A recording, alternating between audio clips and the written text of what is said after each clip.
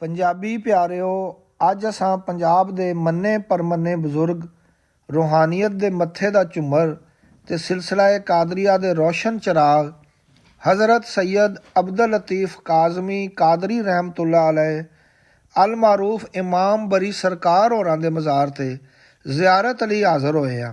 ਆਓ ਰਲ ਕੇ ਮਜ਼ਾਰ ਸ਼ਰੀਫ ਦੀ ਜ਼ਿਆਰਤ ਕਰੀਏ ਤੇ ਰੂਹਾਨੀ ਬਰਕਤਾਂ ਝੋਲੀ ਪਾਈਏ। ਇਸ ਦਰਬਾਰ ਸ਼ਰੀਫ ਤੇ ਹਰ ਵੇਲੇ ਲੋਕਾਂ ਦਾ ਇੱਕ ਸਮੁੰਦਰ ਠਾਠਾਂ ਮਾਰਦਾ ਨਜ਼ਰ ਆਉਂਦਾ ਹੈ। ਹਜ਼ਰਤ ਇਮਾਮ ਬਰੀ ਸਰਕਾਰ ਰਹਿਮਤੁल्लाह अलैह ਦਾ ਨਾਂ ਅਬਦੁਲ ਲਤੀਫ ਰਹਿਮਤੁल्लाह अलैह ਸੀ। ਉਹਨਾਂ ਦੇ ਵਾਲਿਦ ਜੀ ਦਾ ਨਾਂ ਸੈਯਦ ਸਖੀ ਮਹਿਮੂਦ ਰਹਿਮਤੁल्लाह अलैह ਸੀ। ਉਹਨਾਂ ਦੇ 2 ਭਰਾ ਤੇ 1 ਭੈਣ ਸੀ। ਹਜ਼ਰਤ ਬਰੀ ਇਮਾਮ ਸਰਕਾਰ ਰਹਿਮਤੁल्लाह अलैह ਮੌਜ਼ੇ ਕਰਸਾਲ ਤਹਿਸੀਲ ਚਕਵਾਲ ਜ਼ਿਲ੍ਹਾ ਜੇਹਲਮ ਵਿੱਚ 1026 ਹਿਜਰੀ ਨੂੰ ਪੈਦਾ ਹੋਏ। ਉਸ ਵੇਲੇ ਸ਼ਹਿਨਸ਼ਾਹ ਜਹਾਂਗੀਰ ਦਾ ਦੌਰ। ਇਹ ਉਹਨਾਂ ਦਾ ਮਜ਼ਾਰ ਸ਼ਰੀਫ ਹੈ ਜਿੱਥੇ ਹਰ ਵੇਲੇ ਨੂਰ ਦੀ ਬਰਸਾਤ ਹੁੰਦੀ ਹੈ ਤੇ ਕਈ ਆਪਣੇ ਕਾਲੇ ਲੇਖ ਇੱਥੋਂ ਧੋ ਕੇ ਜਾਂਦੇ ਨੇ ਤੇ ਆਪਣੇ ਮਨ ਦੀਆਂ ਮੁਰਾਦਾਂ ਪਾਉਂਦੇ ਨੇ। ਅੱਲਾ ਸੱਚਾ ਸਭ ਦਾ ਭਰਮ ਕਾਇਮ ਰੱਖੇ। ਸਦਾ ਲੋਕੀ ਰੂਹਾਨੀ ਫੈਜ਼ ਇੱਥੋਂ ਪਾਉਂਦੇ ਰਹਿਣ। ਦਰਬਾਰ ਸ਼ਰੀਫ ਦਾ ਨਕਸ਼ਾ ਬੜਾ ਮਨ ਖਿੱਚਵਾਂ ਹੈ। ਇਹਨੂੰ ਵੇਖ ਕੇ ਇੱਕ ਰੂਹਾਨੀ ਸਰੂਰ ਜਿਹਾ ਹਾਸਲ ਹੁੰਦਾ ਹੈ। ਥਾਂ ਥਾਂ ਤੇ ਲੋਕੀ ਰੱਬ ਨਾਲ ਲੋਹ ਲਾਈ ਬੈਠੇ ਨਜ਼ਰ ਆਉਂਦੇ ਨੇ। ਦਰਬਾਰ ਸ਼ਰੀਫ ਦੀ ਪੁਰਾਣੀ ਬਿਲਡਿੰਗ ਦੀ ਥਾਂ ਤੇ ਇਹ ਨਵੀਂ ਬਿਲਡਿੰਗ ਬਣਾਈ ਗਈ ਹੈ ਜੋ ਫਨ ਦਾ ਆਲਾ ਨਮੂਨਾ ਹੈ। ਦਰਬਾਰ ਸ਼ਰੀਫ ਦੇ ਨਾਲ ਹੀ ਲੰਗਰ ਖਾਨਾ ਹੈ ਜਿੱਥੋਂ ਲੋਕੀ ਲੰਗਰ ਖਾਂਦੇ ਨੇ ਤੇ ਅਕੀਦਤਮੰਦ ਇੱਥੋਂ ਖਾਕ ਸ਼ਫਾ ਵੀ ਆਪਣੇ ਨਾਲ ਲੈ ਕੇ ਜਾਂਦੇ ਨੇ ਤਾਂ ਕਿ ਆਪਣੇ ਪਿਆਰਿਆਂ ਨੂੰ ਦੇ ਸਕਣ। ਦਰਬਾਰ ਸ਼ਰੀਫ ਦੇ ਬਾਹਰ ਖਾਣ ਪੀਣ ਵਾਲੀਆਂ ਸ਼ੈਵਾਂ, ਬੱਚਿਆਂ ਦੇ ਖਿਡੌਣੇ ਤੇ ਆਮ ਇਸਤੇਮਾਲ ਦੀਆਂ ਦੁਕਾਨਾਂ ਨੇ। ਦਰਬਾਰ ਸ਼ਰੀਫ ਤੇ ਪੰਜਾਬੀ ਰਹਿਤਲ ਦਾ ਸਮਾਂ ਉਗੜਵਾਂ ਨਜ਼ਰ ਆਉਂਦਾ ਹੈ। ਪਿੰਡਾਂ ਥਾਵਾਂ ਤੋਂ ਆਏ ਲੋਕਾਂ ਲਈ ਮਠਿਆਈ ਤੇ ਮਿੱਟੀ ਦੇ ਬਰਤਨਾਂ ਦੀਆਂ ਦੁਕਾਨਾਂ ਨੇ ਜੋ ਲੋਕੀ ਤਬਰਕ ਸਮਝ ਕੇ ਲੈ ਜਾਂਦੇ ਨੇ। ਆਪ ਬਚਪਨ ਤੋਂ ਹੀ ਜਜ਼ਬ ਤੇ ਮਸਤੀ ਦੇ ਆਲਮ ਵਿੱਚ ਰਹਿੰਦੇ ਸਨ। ਆਮ ਬੱਚਿਆਂ ਤਰ੍ਹਾਂ ਫਜ਼ੂਲ ਕੰਮਾਂ ਵਿੱਚ ਆਪਣਾ ਵਕਤ ਜ਼ਾਇਆ ਨਹੀਂ ਕਰਦੇ ਸਨ। ਮਜ਼ਹਬੀ ਤਾਲੀਮ ਆਪਣੇ ਵਾਲਿਦ ਕੋਲੋਂ ਹਾਸਲ ਕੀਤੀ। ਫਿਰ ਕੈਮਲਪੁਰ ਗੌਰ ਗਸ਼ਤੀ ਮਜ਼ੀਦ ਤਾਲੀਮ ਲਈ ਗਏ। ਉੱਥੇ ਫਲਸਫਾ, ਮੰਤਕ, ਤਿਬ, ਤਫਸੀਰ, ਹਦੀਸ ਤੇ ਫਿਕਾ ਦਾ ਇਲਮ ਹਾਸਲ ਕੀਤਾ। ਆਪ ਹਜ਼ਰਤ ਹਯਾਤੁਲ ਅਮੀਰ ਰਹਿਮਤੁल्लाह अलैह ਦੇ ਹੱਥੇ ਬੈਤ ਹੋਏ ਜੋ ਸਿਲਸਿਲਾ ਕਾਦਰੀਆ ਦੇ ਬੜੇ ਕਮਾਈ ਵਾਲੇ ਬਜ਼ੁਰਗ ਸਨ।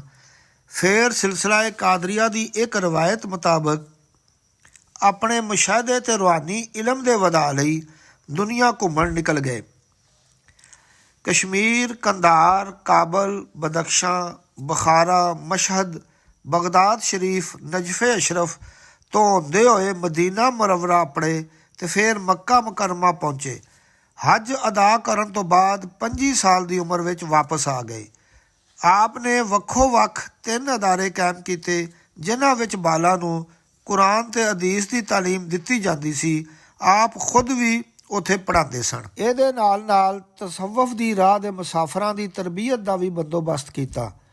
ਆਪ ਦੀ ਤਾਲੀਮ ਦਾ ਬੁਨਿਆਦੀ ਨੁਕਤਾ ਤੌਹੀਦ, ਰਸਾਲਤ, ਬਰਦਾਸ਼ਤ, ਰਵਾਦਾਰੀ, ਮਸਾਵਾਤ ਤੇ ਭਾਈਚਾਰਾ ਸੀ। ਆਪ ਰਹਿਮਤੁल्लाह अलैह ਦੀ ਜ਼ਾਤ ਨਾਲ ਬੇਸ਼ੁਮਾਰ ਕਰਾਮਤਾਂ ਮਨਸੂਬ ਨੇ ਜਿਨ੍ਹਾਂ ਵਿੱਚੋਂ 1-2 ਸਾਂਝੀਆਂ ਕਰਨਾ। ਇੱਕ ਵਾਰੀ ਹਜ਼ਰਤ ਇਮਾਮ ਬਰੀ ਸਰਕਾਰ ਰਹਿਮਤੁल्लाह अलैह ਇੱਕ ਟਾਹਲੀ ਥੱਲੇ ਬੈਠੇ ਇਬਾਦਤ ਕਰ ਰਹੇ ਸਨ। ਉਹ ਦਰਖਤ ਸੁੱਕਾ ਸੀ।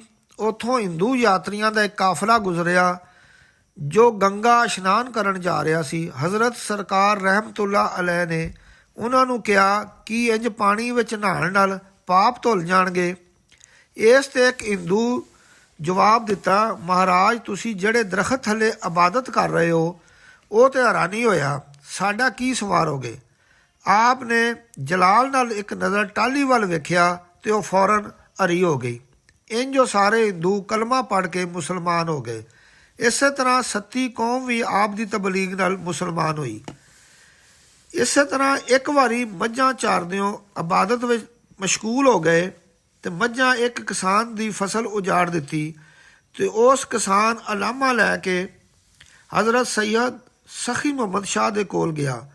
ਸ਼ਾਹ ਜੀ ਨੇ ਕਿਸਾਨ ਨੂੰ ਨਾਲ ਲਿਆ ਤੇ ਹਜ਼ਰਤ ਬਰੀ ਸਰਕਾਰ ਰਹਿਮਤੁल्लाह ਅਲੈਹ ਕੋਲ ਅੱਪੜ ਗਏ ਤੇ ਮਾਜਰਾ ਬਿਆਨ ਕੀਤਾ। ਤੇ ਆਪ ਨੇ ਫਰਮਾਇਆ, ਜਾ ਕੇ ਵੇਖ ਲਵੋ ਫਸਲ ਤੇ ਹਰੀ ਭਰੀ ਏ। ਜਦੋਂ ਜਾ ਕੇ ਵੇਖਿਆ ਤੇ ਫਸਲ ਉੱਥੇ ਹਰੀ ਭਰੀ ਸੀ, ਉਹਦਾ ਕੋਈ ਨੁਕਸਾਨ ਨਹੀਂ ਸੀ ਹੋਇਆ। ਤੇ ਕਿਸਾਨ ਇਹ ਵੇਖ ਕੇ ਹੈਰਾਨ ਰਹਿ ਗਿਆ। ਇਸੇ ਤਰ੍ਹਾਂ ਉਹਨਾਂ ਦੀਆਂ ਹੋਰ ਬਹੁਤ ਸਾਰੀਆਂ ਕਰਾਮਤਾਂ ਮਸ਼ਹੂਰ ਨੇ। ਅੱਜ ਵੀ ਇਸ ਦਰਬਾਰ ਸ਼ਰੀਫ ਤੋਂ ਗੌਸੇ ਪਾਕ ਰਹਿਮਤੁल्लाह ਅਲੈਹ ਦਾ ਫੈਜ਼ ਵੰਡਿਆ ਜਾ ਰਿਹਾ ਹੈ। ਯਾ ਇਲਾਹੀ ਖੈਰ ਗਰਦਾਨੀ ਬਹੱਕੇ ਸ਼ਾਹ ਜੀਲਾਨੀ। ਜੀਵੇ ਪੰਜਾਬ।